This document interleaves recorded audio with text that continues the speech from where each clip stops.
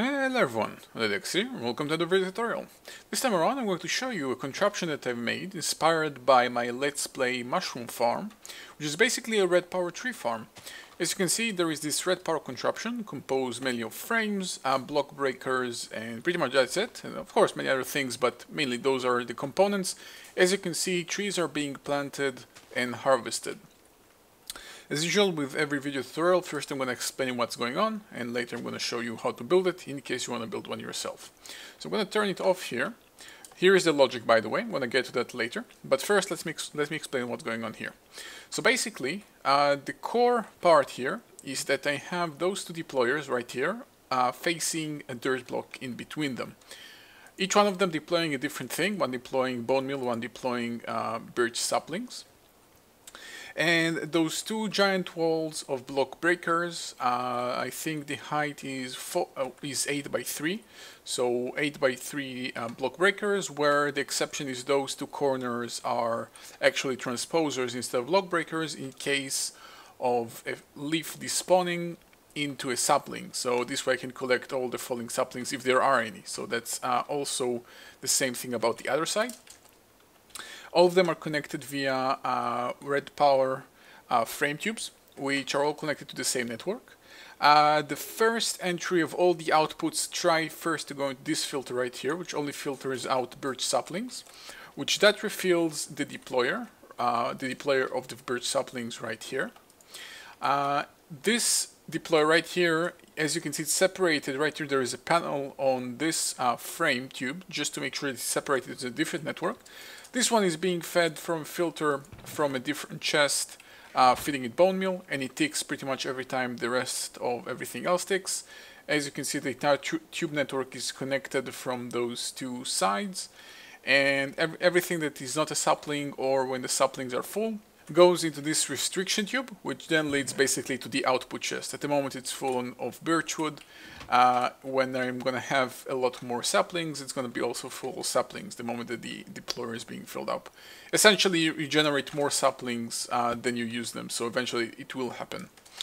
All of this is being powered by those two frame motors right here. It's being moved left and right repeatedly, which are then powered by those solar panels. And there's also this row of solar panels, which is actually kind of useless. It looks a little bit silly because most of the time the leaves here are not being broken and they only sometimes despawn.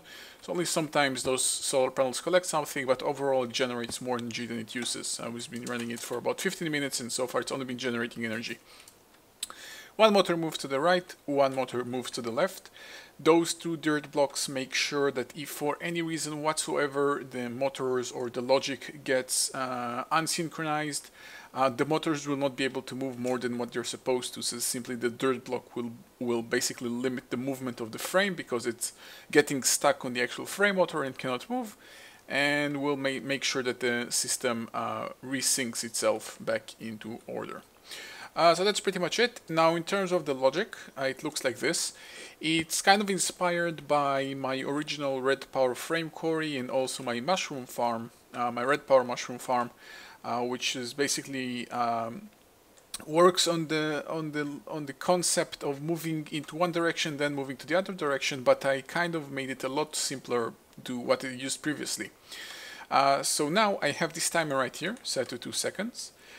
This timer ticks into two places. First it ticks into this counter, which counts to 3, and you may, if I turn it back on, you'll see it moves to one direction 2 times, and basically the third time is only to make the block breakers do their job, and then it rotates to the other side. So the third tick may look useless, but it's actually not. It needs to be there. When the timer ticks every time, it also ticks into this frequency, which I set to be 32, which is the frequency that toggles the block breakers. So that's this frequency, which also once again, through the Redpower redstone tube network, also goes into this jacketed wire and turns this filter on to make sure that this deployer is filled up with bone meal from this chest. The fact that this chest is manually restocked is a whole other thing that you can take care of in a different method. When the counter reaches the count of 3, two things happen. The first thing that happens is it ticks on frequency 30, And with a repeater on minimum delay, basically one tick later, it ticks the redstone signal of frequency 31. And those two frequencies are basically the plant sapling and the used bone meal. And specifically, I separated them with a tick difference to make sure that the sapling is planted first and only then the bone meal is being used. And finally, this is where there is a difference between my previous logic systems and this one. I still have the toggle latch in between two different components, but this time around, instead of using AND gates, which are also then being limited by state cells and all of that good stuff, now I'm using multiplexers. Multiplexers are kind of a complicated, well, they're not that complicated, but they work in a way, at least I use them in the way that a signal can only go through if another signal allows it. So I know it might be a little bit hard to explain, but the easiest way for me to show it to you guys is doing something like this. If I have an input from this side, it does nothing, but if there is an input from this side, the input goes through to the other side. So this is exactly what's happening here. The toggle latch is deciding which multiplexer is turned on, and that respective toggle latch then goes into either frequency 34 or 33, and those are the move right and move left. So overall, the entire contraption basically, as I've said, farm trees. It goes to the right and to the left. A tree is being planted every time, and then it moves to the other side. The leaves are also being broken by the block breakers. Some generate sapling, some don't. Overall, it generates wood, and eventually also sapling once the deployer, which deploys the sapling, will be full. Alright, so let's build one. So find your suitable place. I'm gonna kind of build it nearby so I can use the original build as a reference. So let's get started. Okay, so the first thing you're gonna need is to find a place suitable for you. I'm playing on my super flat testing world, so every place is suitable, but it doesn't really matter. I'm gonna elevate the contraption above ground. In my opinion, it makes things simpler, but it's not a must. So I'm gonna elevate it slightly above ground. Let's do it like this. And I'm gonna place a deployer on two of the sides of this dirt block right here. I'm gonna get rid of all those helping dirt blocks. Pretty much this is the design, and rotate the deployers to be facing both of them the same dirt block. So this is the center of your contraption. From here on, build a platform of 9 by 3 support frames, starting with normal support frames. Later I'm gonna probably change some of them into the other type of frames, but this is your basic design. So 9 by 3, this is 3, 1, 2, 3, 4, 1, 2, 3, 4, and complete the build. Okay, so next up, you want to build those two pillars of block breakers. So I'm going to use the redstone tube frames. I'm going to need to restock a little bit. I'm going to use the redstone tube frames, not the normal tube frame, the redstone ones, because those are also moving a signal. This is important. So I'm building them 8 by 3 high. So there will be a total of 24 block breakers, or 22 and 2 transposers, depend on how you look at it, on each side. So this is 4. I'm going to build 4 more, and also do the same on the other side. Once you complete those 2 towers, actually fill them up with block breakers and a transposer. Transposers if you want to. You don't. It's not a must, but I think once again, sometimes those tree blocks, those leaf blocks break, and I think those are, those are additional saplings that you can collect. But once again, it's not a must. It really depends if you want to be even more efficient than this farm already is, or not. Depends on you. It really doesn't matter, because trees will never grow on that height. Trees simply cannot grow here, and same stays for leaves. Leaves will never spawn here. So those are safe areas to place something which is not a block breaker. You can basically place whatever you want, but obviously transposer makes sense because you can collect those tree leaf blocks. Next up, you're gonna need to use panels in the following way. You're gonna have to do it to place panels, covers on those 4 blocks right here. That will basically make the tree growing kind of slide on those frames instead of sticking to them, because otherwise those trees growing will simply move either to the left or to the right and stick to them. Next up, you're gonna need to decide which deployer will be your sapling deployer and which one will be your bone meal deployer. So arbitrarily I'm going to pick this one because it's pretty much mirrored to the same way I used it in the other one. I'm going to say that this one will be my sapling deployer. So what I'm going to do is actually place a filter right here, rotate it to face this direction. This is basically the input. And I'm going to place saplings. I'm going to use birch saplings. By the way, I didn't mention it, but birch saplings are pretty much a must because the way they grow consistently. They always grow the same way pretty much, so it's a must. It filters out only birch saplings, so anything else cannot go through. And now we're going to need to start replacing some frame tubes. So what we're going to do is replace everything to be on the same network. So the first thing we're going to need is actually, I'm going to have to remove this deployer right here and replace all of those frames with frame tubes. So once again, everything is on the same network. And the reason I broke the deployer is because I'm going to replace it with a different deployer. Basically, sorry, not a different deployer, but the same deployer, but I'm going to place a panel on top. So this way the deployer will still move, unlike a panel where it slide on, the deployer will still move with the rest of the frame contraption, but it will be separated from the tubing network.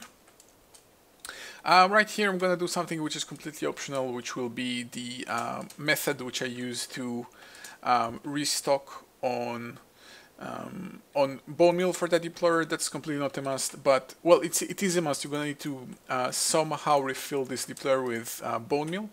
You're going to need to find a method to do it, but I'm going to use, once again, I'm going to use ender chests with the help of jacket wire. So I'm going to place some jacket wire right here. So it's going to stick on the same signal, and also place some support frame to make sure it's all connected. And finally place an ender chest, which has already some bone meal for my example. And I'm going to recolor that one to be the right color. So that will be light gray, light gray, light gray, which has bone meal.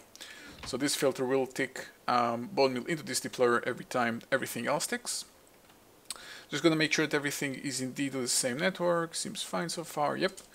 Okay, and the final touch will be pretty much refueling, or not refueling, but setting up your output chest. So I'm going to do the same thing I did on my original design. I'm going to place a panel right here to make sure that it is, once again, the chest is connected to the frame contraption, but will not be connected to the tubes, because I'm placing a restriction tube here on purpose. As I've said before, I want to make sure that the saplings, I want to collect them as an output eventually, but I want to make sure it's a second priority to being refilled in this deployer right here. By the way, I forgot to replace this one also with tube frames. You can use, here you can use either redstone tubes or normal tubes. It doesn't matter, but I forgot to do it. Actually, I forgot to do it for the rest of this. For this area, by the way, you have to use tube frames. You don't want to use redstone ticks on this filter. It will still work, but it will be kind of strange and better used like this. So once again, tube frames right here. So this is a tubing network. So this is a restriction tube to make sure that the output of saplings is a second priority to refueling the actual deployer. And finally, I'm going to recolor it to be similar to my original farm to make sure that it's all in the same network. I'm going to use the brown, brown, brown. Kind of reminds me of wood. And this is now the output chest for birch wood. And also saplings once this is completed. Okay, so this is pretty much the entire farming. Now let's start taking care of the logic. So let's start setting up everything. So we're going to need a logic input for the Redpower deployer, for those two Redpower deployers, and also a logic input for the breaking of blocks. So I'm going to use two panels right here. I'm going to place a receiver here, and also a receiver here and here. And I'm going to rotate this receiver to be looking like this. I'm going to use jacketed wire here, and use some red alloy wire finally right here. So the redstone signal goes through and connect to the rest of everything. I'm going to set the frequencies in a bit, just finishing this up first. And now we can start setting up also the motors, which will move everything around. So set up a support frame on either side. I'm going to use this side because on this side I'm refilling bone meal. I'm going to just set up kind of this small platform going like this. Simply support frames, nothing too fancy about them. I'm going to place two frame motors, one on each side, so it kind of looks like this.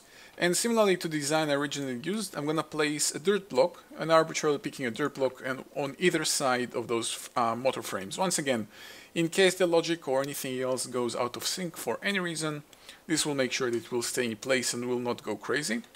I'm gonna rotate the motors to be facing the right way. So there will be, the arrow will be facing the frames, just like this. I'm going to make sure the direction goes, well, it doesn't really matter. I'm going to make sure that this frame motor will push the contraption over there, and this one will push it over there. You can see it by the blob on the side. You can see that a large portion of the blob is kind of facing this way. Also, of course, the arrow is the same way, but you can see it facing the right way. And finally, I'm going to set up a electricity power network. So those 3 batteries are not connected to the frame tubes or the frame's contraption, and they're completely separate. And similarly, the frame motors, since their operation side, or whatever we want to call them, the arrow side, is facing the frame contraption, they will not move. Like, they will not move when the frames move. So that's by design. And similarly to what I've did in my original example, I'm also going to set up a couple of those solar panels right here, even though most of the time they're going to do that much, but they will help.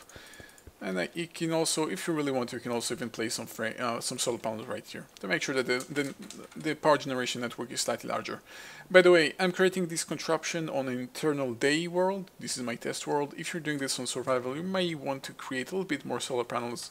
So now, for the sake of example, I'm going to do it on purpose. Let's place a little bit more solar panels right here and here. Once again, not a part of the frame contraption.